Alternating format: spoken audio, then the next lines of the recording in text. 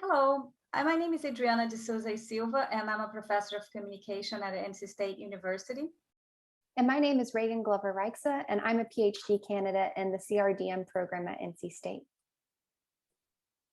In July 2016, people around the world grabbed their smartphones and flocked to the streets to catch digital monsters known as Pokemon. Today, Pokemon Go is still actively played by many, and in some countries has a growing player base. While Pokemon Go may no longer be a worldwide craze, it offers an important locus for understanding how urban mobility and infrastructures intertwine with location-based mobile gaming practices.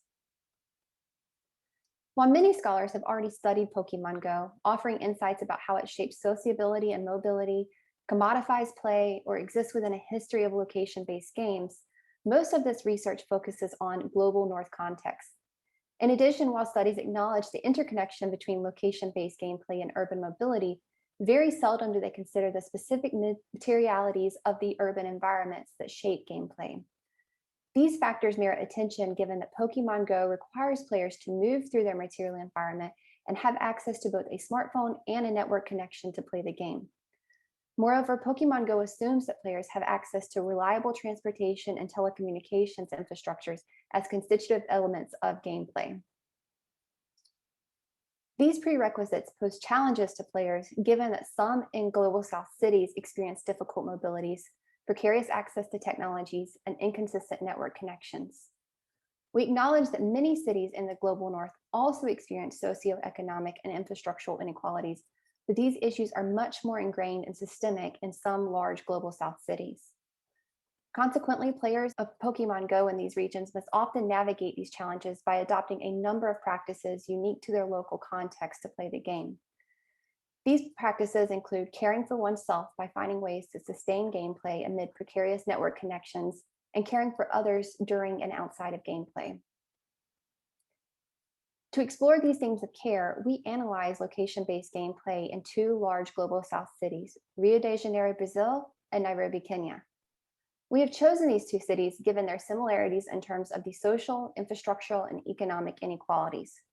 We demonstrate how these inequalities shape the interconnections between location-based gameplay, mobile phone use, and urban mobilities. Examining two cities with some material conditions allows us to understand what experiences and practices reflect part of the local culture and what is perhaps more characteristic of playing games in the Global South. We conducted about 15 in-depth interviews in each city with experienced Pokemon Go players, levels 25 and up, to explore how do urban infrastructures like cell towers and transportation networks in these cities shape gameplay, and what practices do players adopt to respond to their material circumstances.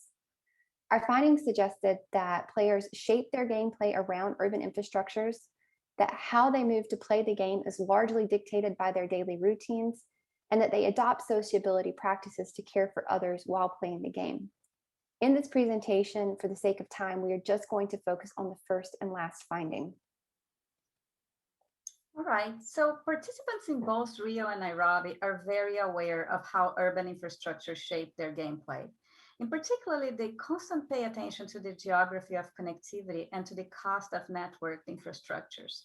Many players told us that although 4G networks work well, they read the landscape for cellular coverage and adjust their mobility accordingly. For example, a male participant in Rio noted how downtown lacked proper connectivity. He said, there are some streets that I know you cannot play because the signal is terrible. There are parts of downtown Rio that you just can't play, although it's downtown. Players in Nairobi also complained about not having connectivity in some locations. As a result, players adjust their mobility to follow the cellular network. And this is actually in line with previous research that shows how people change their urban mobilities to follow the geography of connectivity. We also learned about how players cared for each other by sharing their own connectivity. In Nairobi, in particular, players carry a Wi-Fi dongle like the one in the ad and create their own Wi-Fi hotspot so others can join.